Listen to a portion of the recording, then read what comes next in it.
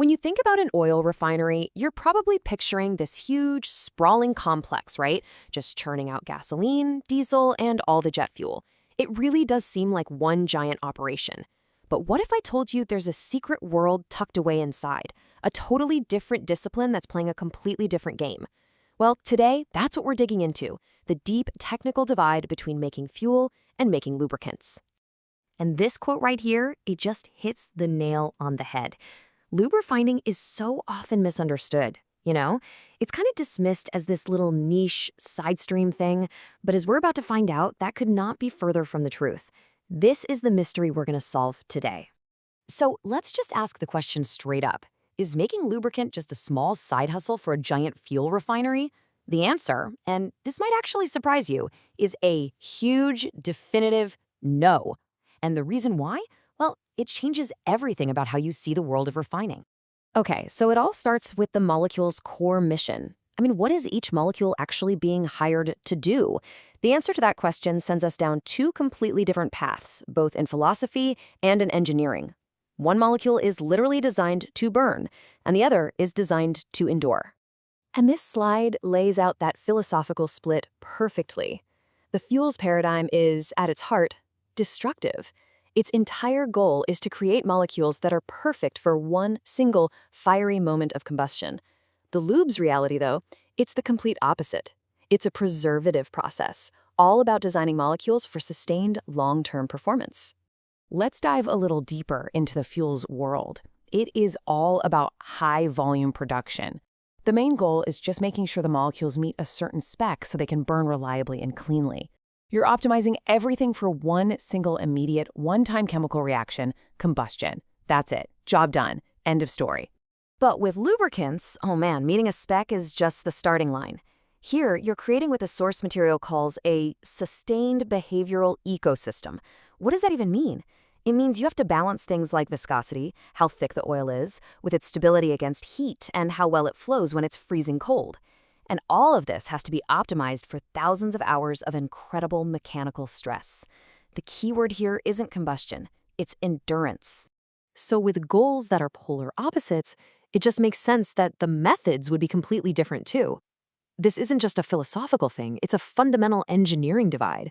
We're going from to burn or to endure to how to crack versus how to sculpt. At the core of fuels refining is something called conversion severity, and it's a really aggressive approach. Think of it like taking a sledgehammer to a big rock. Processes like fluid catalytic cracking are designed to physically break or crack these huge hydrocarbon molecules into smaller, more valuable stuff like gasoline. The goal is simple: maximize your yield and your throughput. Break it down and get it out the door, fast. Lube refining, on the other hand, is all about selective shaping. And if fuel refining is a sledgehammer, this is a sculptor's chisel. These processes don't just smash things apart. No, they meticulously remove any unstable molecules and then carefully reshape others, like wax molecules, so they fit into this very, very tight performance window. We're talking about precision work here, not brute force. This difference in method leads to a totally different way of looking at quality. For fuel, quality is pretty much binary. It's either pass or fail. Does it meet the octane number? Yes? Good to go. But for lubes, quality is behavioral. A base oil can be on spec on paper, but if its molecular distribution, that is the exact recipe and shape of all the different molecules inside, is just a little bit off, it will fail miserably in a real-world engine. The numbers alone just don't tell the whole story. And this is where it gets really dramatic. Because lube quality depends so heavily on this precise molecular mix, the entire process is incredibly sensitive. We are talking about a true butterfly effect in the world of refining. And this little cascade here shows just how fragile the whole system is. A tiny shift in the crude oil composition way at the beginning, something a fuel unit would just absorb without even noticing, can trigger an absolute disaster in the lube plant. All of a sudden, the way the wax behaves is totally different, or the viscosity response is thrown completely off, and this just cascades downstream into a major product downgrade or even a total collapse in yield. The operational buffer, it's razor thin. There's just no room for error. Okay, we've seen the difference in goals, we've seen the difference in methods. Now let's follow the money, the commercial logic behind it all. Why operate in these two fundamentally different ways?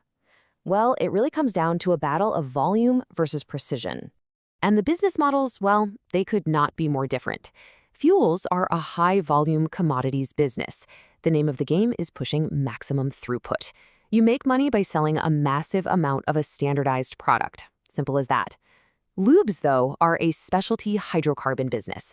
The margins aren't in the volume. They're in preserving those exact, delicate molecular qualities that give the product its incredible performance. You're selling precision, not just barrels. All right, I know that was a lot. We've gone from molecular goals all the way to engineering methods and business models. So what's the big takeaway here? What is the core difference we really need to remember? This table just puts it all side by side beautifully. Let's run through it. For the primary goal, fuels are all about destructive combustion, but for lubes, it's selective preservation for performance. The process focus for fuels is maximizing volume, while for lubes, it's all about molecular shaping and consistency. Quality? For fuels, it's a simple spec compliance. For lubes, it's that complex behavioral distribution. This means fuels have a high buffer for error, while lubes have a super low buffer. Those tiny shifts can cause a cascade. And that all leads to the economics. Fuels are driven by commodity volume, but lubes are driven by specialty performance premiums. So the next time you think of a refinery, remember that hidden discipline tucked away inside. It's not just a side hustle. It is, and I'm quoting here, precision hydrocarbon engineering, one of the most selective, technically demanding, and quality-sensitive forms of refining in the world. It's the difference between a sledgehammer and a scalpel. And as we've just seen, that makes all the difference.